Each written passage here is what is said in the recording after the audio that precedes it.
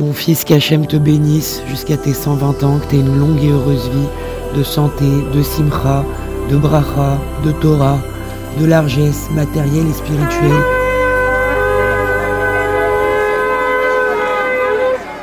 היום קמתי שמח, תודה אלוהים, תודה אלוהים.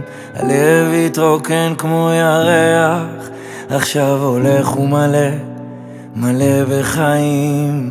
נחשפתי, נפגעתי, נחסמתי שנה, לא כתבתי שירים, אבל היום קמתי שמח, ראיתי ניסים.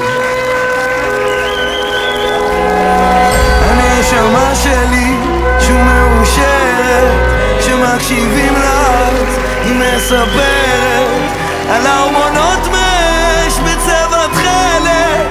אני מרגיש אותה בפנים רוקדת. הנשמה שלי היא משוררת, אני מלחין רק מה שהיא כותבת.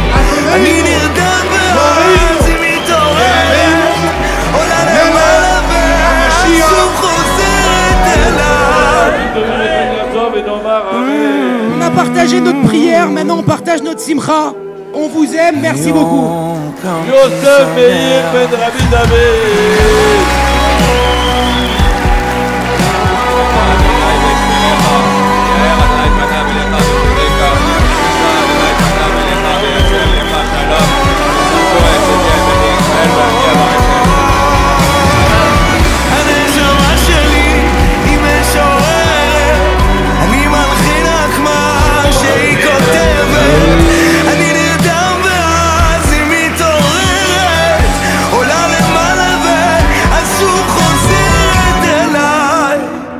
Je t'aime mon fils, merci d'être venu éclairer notre vie, merci Hachem.